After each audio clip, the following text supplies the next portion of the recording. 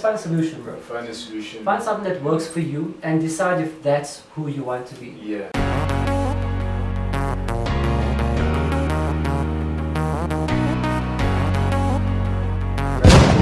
The Secret. I think I've spoken about this book before, bro. That book took me from a different mental state, bro, into learning how to sort of guide yourself into another, into the next level of life. And so, that's why I say you find healthy addictions, bro. And till today, if I read that book, it's like a helpful. I feel like it was the reason, bro, that I've moved my life to where I want it to be. So yeah, that's my solution actually. When you come down to breaking down such cultures, bro. You have to actively work on it. Actively work on it, bro. I don't know, Shams, how would you work on having experienced trauma? So I think for me, it's different for everybody what manifests, I guess, afterwards, the aftermath of it all. Yes. I may not end up being a beater, but I may have other coping mechanisms that I can't deal with.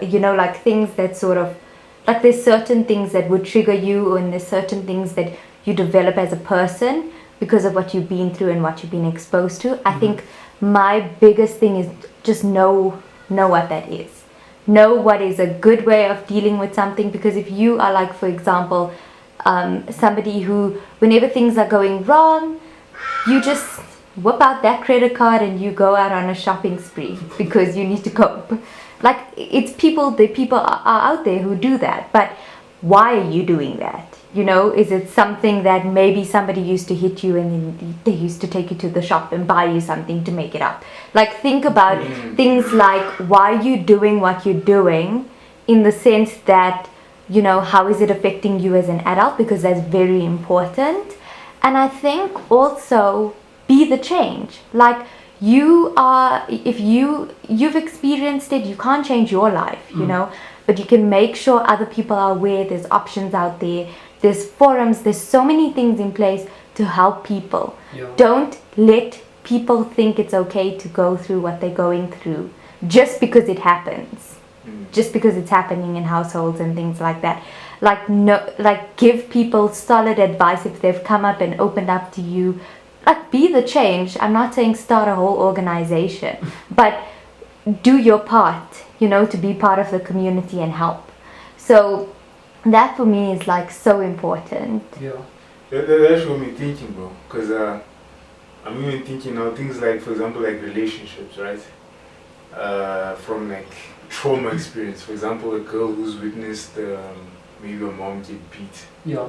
Or maybe she was molested or raped at a young age or whatever. Yeah. So that also manifests as maybe she's hypersexual. Yes. She's a sex addict. Yeah. A girl who just wants to. Yeah. All the time, That's fucking. But I'm saying they also smash all the time. You know what I mean? That's also a. Yep. Is that a trauma response? Is that how women usually it's different for everybody. It could be something, and even something if your mom was beaten all the time, right, or screamed at, the example that you used. If a child grew up in that environment and somebody yells at them and they start losing their mind over the fact that somebody yelled at them, or they're getting scared and they're getting anxiety, those are all triggers. It's happening for a reason, because something in your brain is saying it's happened before. It's taking you back. It's taking you back, and you're reacting, and you may not even understand it. Because even with people, when somebody used to yell at me, I used to get so nervous, and I couldn't understand why. Why am I getting so afraid? Even if somebody just raised their voice a little at me, it really used to just set me off. I used to get very scared. But you have to know what triggers you. And things like that, I don't understand that. Somebody raising their voice at me, it's not a massive thing if you think about it in the bigger scheme of things, but it's a trigger for me. It's actually opened up a can of worms, bro. Because it's such a bad problem, bro. Because if I can generalize it maybe as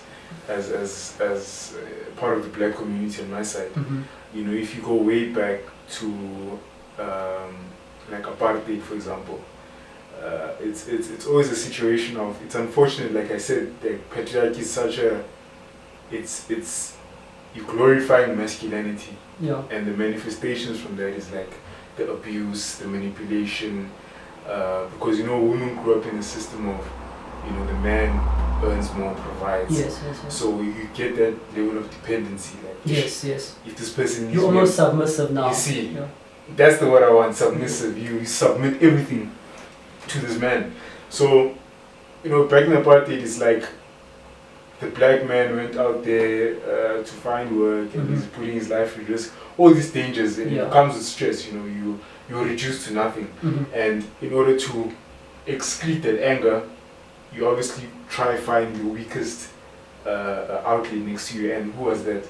The woman. You see. So over time, that still hasn't really changed that much. Yeah. It just keeps manifesting over and over and over. You see, so that's now why we have such things as entitlement, and like we still, with the fucking femicide capital of the world, Yes. So, in my opinion, from what I see, is that it's not a solution that can be.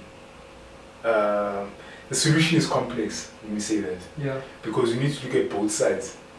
I say the biggest, for me, the solution is you need to dismantle patriarchy. That's that's a long shot. Yeah, it's like a very strategic Yeah, objective, bro. you see. But now the problem is saying when you dismantle patriarchy, there's some women who still say, no, I'm still benefiting from patriarchy. Yes. I don't want to work. I want my man to, buy me this, that. I don't want to get my hands dirty. Yeah. I don't mind being a housewife. Yes, yes. But they don't see the consequence. And I'm not saying that every woman gets beat by that, but in the black community, I will say that even in areas, say in like remote areas, right, where they're still governed by certain traditions and customs, Yeah. there's still a bit of playground for abuse there as well. Yeah. So, like I said, it's we need to dismantle patriarchy. The only way to do this is change the culture, in my opinion. Because when I look in retrospect, now that I think about it, is as men, how are we enabling patriarchy? Simple things like when I go home, I expect a cooked meal, Yes. but yes, from yes. who? Yeah. I don't ask my brother. If you cook I go to my dad because I know for fuck he You never cook, yeah. Obviously, it's the mother. It is, yes, it's the mother. You understand what I'm saying?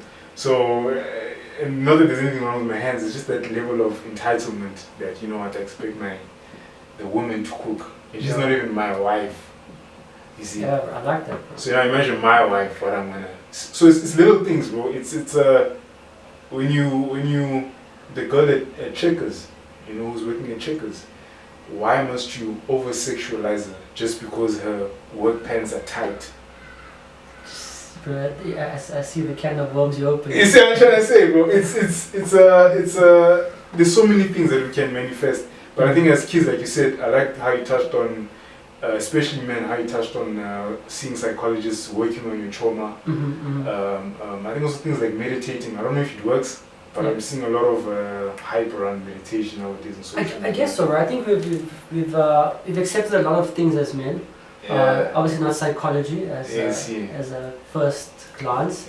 I mean, I myself, I don't think I've accepted psychology as a solution. But it's not that I don't accept psychology. Is that I'm a man who wants to try everything I can before that, and it's worked so far. But there is that saying, what got you here won't get you there. So and maybe at a certain point it'd be a consideration, right? So you just gotta find, like I said, just find a solution, bro. Find a solution. Find something that works for you and decide if that's who you want to be.